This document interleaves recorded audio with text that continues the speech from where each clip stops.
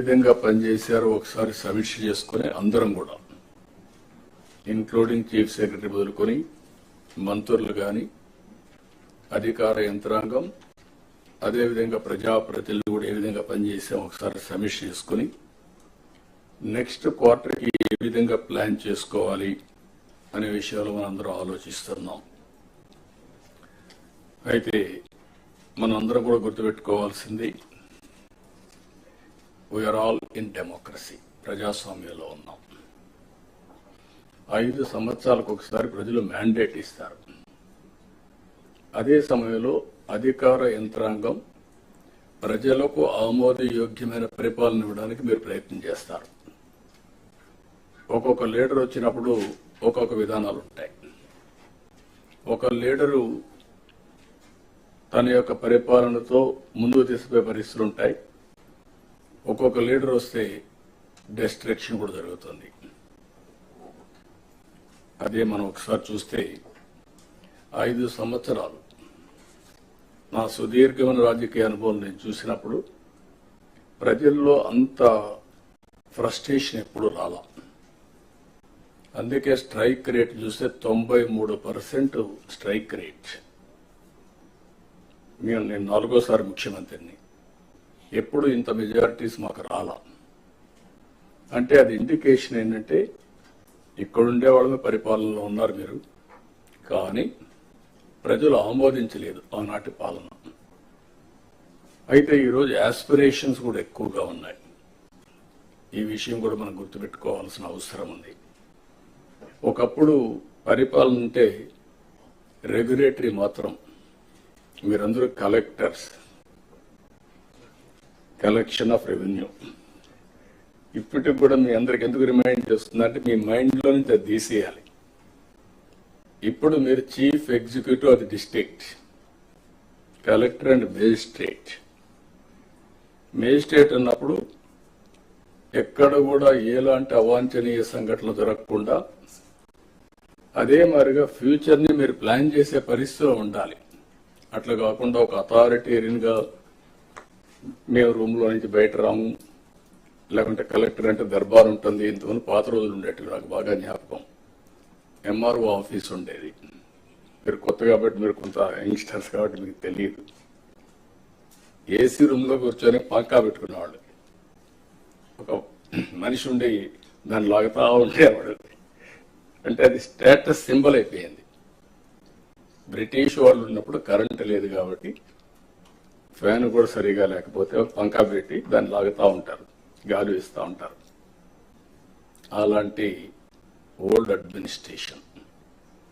Collectors కూడా నేను నాకు 30 సంవత్సరాల నుంచి మిమ్మల్ని చూస్తున్నాను. నేను ముఖ్యమంత్రిగా అంత ముందు కూడా చూశాను. 45 years 47 years చూశాను. అయితే ఈరోజు మనం గుర్తుపెట్టుకోవాల్సింది ఏంటంటే కలెక్టర్ అనే వ్యక్తి చాలా ప్రజల్లో ఒక ప్రగాఢమైనటువంటి ఇంపాక్ట్ క్రియేట్ చేయగలుగుతాడు.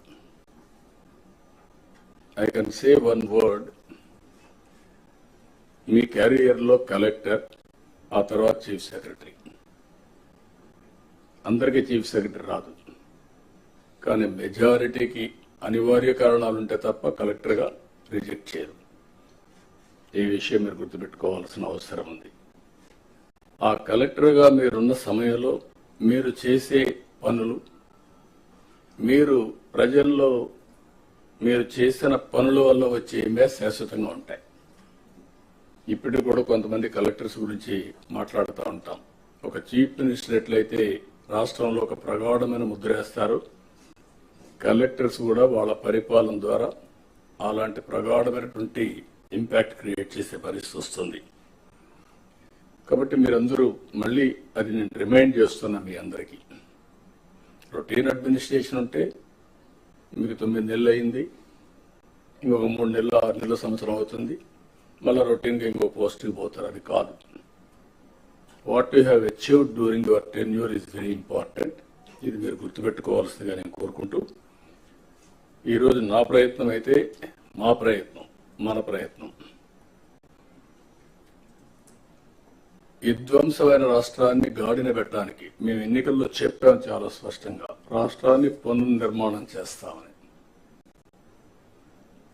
ఈరోజు రాష్ట్రంలో 2014 రాష్ట్రాన్ని మళ్ళీ మేము పునర్నిర్మాణం చేస్తామంటే మీనింగ్ ఉంది, కానీ 10 ఏళ్ల తర్వాత కూడా పునర్నిర్మాణం చేస్తున్నామంటే దానికి కారణం అలాంటి విధ్వంసం జరిగింది కాబట్టి ఆ మాట చెప్పాల్సి వచ్చింది. అయితే ఈ ప్రభుత్వం చాలా స్పష్టంగా ఎన్నికల్లో చెప్పాం, మళ్ళీ చెప్తున్నా, సంక్షేమం, అభివృద్ధి, స్వపరిపాలన, ఈ 3 పిల్లర్స్ పైన అనునిత్యం మీకు గుర్తుండాలి, మాకు గుర్తుండాలి. పేదరికం పోవాలంటే, ప్రజలు హ్యాపీగా ఉండాలంటే సంక్షేమ కార్యక్రమాలు తప్ప. సంక్షేమ కార్యక్రమాలు చేయాలంటే రెవెన్యూ కావాలి, ఆదాయం కావాలి. అప్పులు తెస్తే సస్టైనబుల్ కాదు. అందుకే ఈరోజు మీరు ఒకసారి చూసినప్పుడు 10 లక్షల కోట్ల రూపాయలు, 9,74,000 కోట్ల రూపాయలు డెట్. అది ట్రెషరీ కావచ్చు, లేకపోతే ప్రభుత్వం ఇచ్చిన గ్యారంటీలు కావచ్చు, లేకపోతే పబ్లిక్ సెక్టర్లో తీసుకొచ్చిన డబ్బులు కావచ్చు, మొత్తం కలిసి ఇప్పుడు డెట్ సర్వీసింగ్ చేయాలి, అప్పులు కట్టాలి, వడ్డీ కట్టాలి. మళ్ళా ప్రజల ఎక్స్పెక్టేషన్స్ ని, ఆస్పిరేషన్స్ ని మనం ఎప్పటికప్పుడు ఫుల్ఫిల్ చేయాల్సిన అవసరం ఉంది. అందుకే మేము సూపర్ 6 మాట్లాడాం. ప్రజల్ని